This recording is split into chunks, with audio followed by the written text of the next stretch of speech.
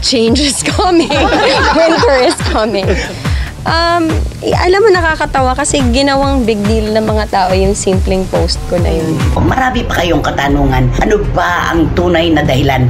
Hindi po sa aming tatlong manggagaling yung sinasabi nyong tunay na dahilan. Pero may paraan po kami para yung pasikot-sikot ng kwento ay matumbok namin. Katulad yung kwento na kalat na ngayon na si Dominic Roque daw po ay nagtitinda ng mangga at ng karneng hilaw.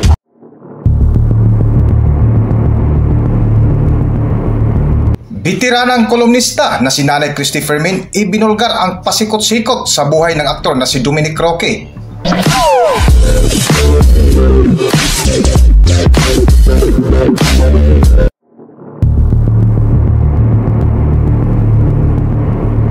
Mainit pa rin na pinag-usapan hanggang ngayon ang hiwalayan ni Bea Alonzo at Dominic Roque, kung saan sa programa ng bitiranang kolumnista na si Nanay Christy Fermin na Showbiz Now na ay tinalakay muli ang pinagpipiyestahang isyu ng dahilan sa hiwalayan ng magkasintang Bea Alonzo at Dominic Roque. Naayon pa nga ni Nanay Christy Fermin dahil sa marami pa rin katanungan ng mga kababayan natin at gusto pang malaman ang tunay na dahilan sa hiwalayan ng magkasintahan, kung saan binusisi nga ng bitiranang kolumnista sa kanilang programa ang tunay na pasikot-sikot sa katauhan ng aktor na si Dominic Roque. Naayon pa nga ni Nanay Christy Fermin na si Dominic Roque ay nagtitinda ng mangga at karne. Nako, heto na po tayo. Heto na. Follow up po ito sa isyong pinagpipistahan ng buong bayan ngayon. Ito po yung talagang kahit siguro sa homily ng mga pare ay kasama na rin ngayon.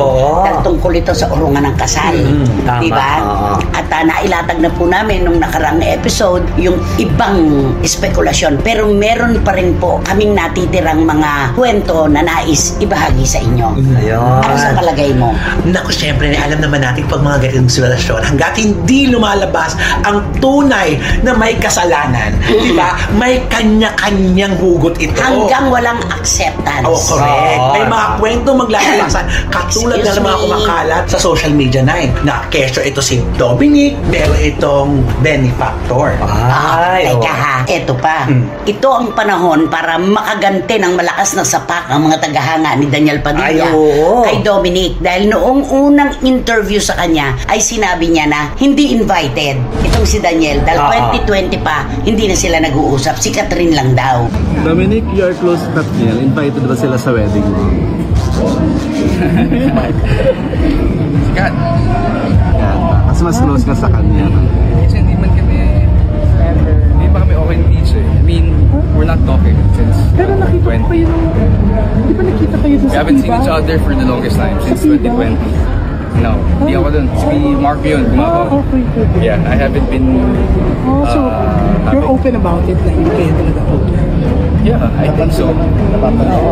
Tagal naman namin hindi nag-usap since 2020. Yun. O ano ang sabi ngayon ng mga fans ni Daniel? At least si Daniel, bisita lang. Ikaw mismo, ikakasal, hindi ka naman pala rin invited dahil hindi tuloy ang kasal. Ang bilis ng balik. Ang sakit, di ba? At saka mabilis mag-isip yung mga mga kakampi ni Daniel. Grabe. Ikaw, nagplano ka. Pati si Daniel, hindi pa man. At ito ay kinasama naman talaga ng loob ng partido ni Bea na hindi pa kumpleto ang entourage kung bakit sinabi na ni Dominic yun. Yun na. Ano tuloy ang nangyari? Ano nga sabi mo? Karma? It's real. Na-dead ba tuloy lahat? Kaya napabulaan talaga, ano ito? Bakit si Dominic may ganon? Si Bea, dead man lang. Parang hindi excited. Hindi nagsalita si Bea tungkol doon. Wala. Si Dominic lang. At eto na po, marami pa kayong katanungan. Ano ba ang tunay na dahilan? Hindi po sa aming tatlong manggagaling yung sinasabi nyong tunay na dahilan. Pero may paraan po kami para yung pasikot-sikot ng kwento ay matumbok namin. Katulad yung kwento na kalat na ngayon na si Dominic Roque daw po ay nagtitinda ng mangga at ng karneng hilaw. Ay, pangit po ang konotasyon nun. Yung mangga as in manggagamit. At yung karneng hilaw, hindi na po namin dapat pang pakahabaan ng paliwanag. Pero nangyayari talaga yung ganyan. Mga indecent proposal, yung pagpatol ng mga lalaki, yung mga ganon. Ito naman po kailangan lang nating linawin. Oo. Wala po kaming eksaktong masasabing impormasyon tungkol doon. Doon sa meron siyang benefactor. correct. Pero yan ang lumalabas ngayon. Oo, napag-uusapan po yan. Na-booking daw ni Bea Alonso na meron palang benefactor itong si Dominic. Oo. Kasi pag sinabi mo benefactor, di ba, sabi nga ng isang magaling ng basketball player, di ba? Pag sinabi benefactor, wala nang ibang connotation yung kundi galing sa bading yun. Ganon. Ang tinutukoy mo yung mga kaibigan natin na nanonood ng basketball. Oo. Namamalengke na walang basket. Yes, correct. Diba? Oo. Oo, totoo yun. Namamalengke na Walang basket. Namamalengke sila, tinitingnan kung sino yung magaling, mga guwapo. Yan. Tapos natawagin, bibilan na ng sapatos, Oo. bibilan na ng damit. Yan na. Oo. At syempre, hindi naman natin maiaalis yun eh. Oo, tama. Merong mga lumalapit, ang mga basketball stars, parang artista rin. Yes. Diba? Syempre, may mga lumalapit sa kanila na magbibigay ng mas mabilis at magandang pananaw sa buhay. Ay, ayun. Oo, diba? diba? Isang aura lang, rubber shoes ang katapat. Yes. Yes. Bakit? Oo. Meralco lang ba ang may liwanag? Ayun. Ayun na. Oo. Ang mga Becky, marami rin ibibigay na liwanag, di ba?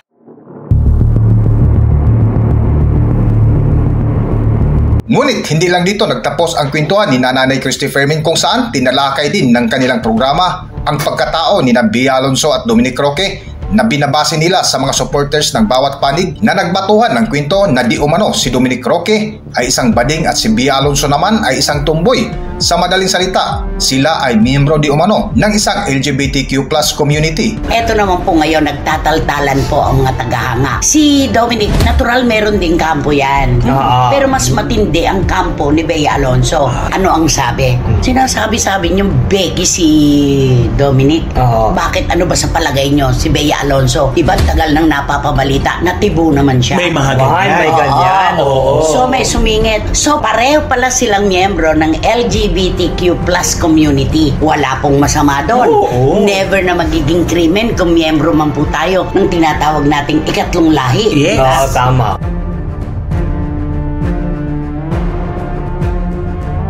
Ngunit sa pahayag ni Nanay Christy Fermin ay hindi niya masusukat at hindi ito naniniwala na si Bea Alonso ay isang tibo dahil ilang taon ang lumipas ay lumabas ito sa media ang nagtrending niya na bikini video kung saan nagpaliwanag nga ang aktres at nakiusap sa publiko na sana huwag ito magkaroon ng insecurity sa ibang tao, lalong-lalo na sa kababaihan.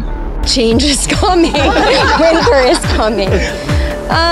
Alam mo, nakakatawa kasi ginawang big deal ng mga tao yung simpleng post ko na yun. Nakakatuwa na yung mga reactions ay positibo, no? Hindi siya tungkol sa pagpapakita ng skin eh. It's about being comfortable in your own body and your own skin. I also promote, yun nga, body positivity and to do it right. Hindi not to cut corners. Kahit na anong shape, kahit na anong klase ng pangangatawan, you have to be proud of it. Sana hindi mag-spark ito na insecurity sa ibang mga tao. Kasi like ako, I suffered from that growing up. Kasi I was tagged as fat. Nag-suffer ako doon, malaking ang ibinago nun sa personalidad ko, sa kinwestiyon ko yung sarili ko kung maganda ba ako o hindi. So ngayon, parang it's time to give back. Ngayon na I know better, gusto ko maging ehemplo sa mga kabataan who's going through the same thing. Start ito sa pagiging komportable ko sa sarili kong katawan.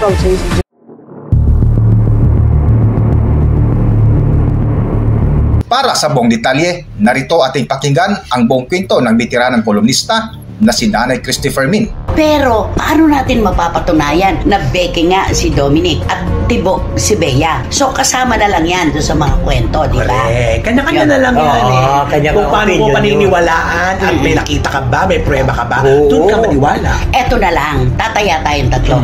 Ano ang lasa mo kay Dominic? May pagka-Becky? Parang slide. Slight lang. Ikaw? Ako, hindi ko siya nakitaan. Wala. Kasi it takes one to know one eh. Oo, No? may kasabihan tayo ngayon eh. Maaari siguro nagkaroon siya ng mga kaibigan o mga ganung sa mga Becky, pero hindi siya Marespeto lang siya. Marespeto lang siya. Babawiin mo ba yung slight mo? Hindi, kasi nakikita ko kuminsan yung mga, di ba mayroon kuminsan mga kilos na sabi na, at pag kumiris ito, Hindi kasi, ang lalaki, kapag maganda maganda ang pagpapalaki ng magulang at close sa nanay, effeminate ang tawag. Ay, mahinhin na, no? Diba? Lalo na kung marespeto at edukado, sasabihin, ay, effeminate. Yun. Correct. Pero hindi po nangangahulugan na Becky. Ay, oo na. Ako naman, pakiramdam ko naman kay Dominic, meron din ako mga napapansin na kilos niya, yung pagbabasa-basa ng labi, ganyan, na parang pa-cute, parang ganun. O, ano naman masama kung dumidila-dila at pa-cute. Lalaking cute naman to, di ba? Tama. Yun. Kay Bea, hindi ko talaga masusukat na siya ay isang tibo. Babaeng-babae siya sa pananaw ko. Oo, di ba? Wala akong bahid na inisip na sa kanyang negatibo na tomboy siya. Oo. Kahit pag maglakad siya, hindi naman siyang brusko paglakad na gano'n. Hindi, tsaka sa lahat po ng aspeto, hindi namin kinakakitaan si Bea na siya ay isang tibo na hindi naman krimen. Bagaman nung mga nakararaang taon, lumutang kasi yan. Dahil sa isang pangyayari na hindi na po namin hahalawin pa para ibalik yung kwento. Kaya doon nagsimula yung tibo si Bea Alonzo. Yung may history.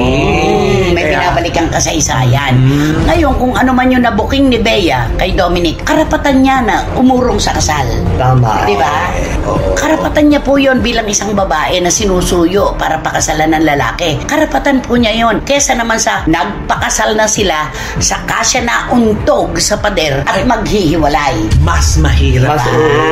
Oo. Isang malaking problema na agad ang annulment. Correct. Di ba? Oo, gagastos na naman sila. Gumastos na nga sa kasal. Tapos gastos pa sa paghiwalay. At saka yung agony, yung pagiging balungkot, paghihirap ng emosyon, ang sakit-sakit nun. Kaya kung ano man yung nabuking ni Bea kay Dominic, tulad po ng mga kumakalat na issue, ay wala po tayong magagawa. Natural lamang yon. Ngayon, yung benefactor ni Dominic, meron kasing pangalan na nadadamay. Kasi may nagtanong kay Dominic, ang bilis mo naman nakabili na engagement ring. Sino ang tumulong sa'yo? Eto, anak-anakan ko rin itong babanggitin kong pangalan. Mahal ko at marespeto sa ating lahat. Si Paul Cabral. Isang sikat na designer. Malalim po ang pinagsamahan nitong magaling na designer na si Paul Cabral at si Dominic Roque.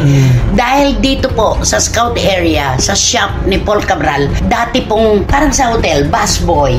Itong si Dominic, nagabukas ang pintuan ng mga kliyente na gustong magpagawa ng damit kay Paul Cabral.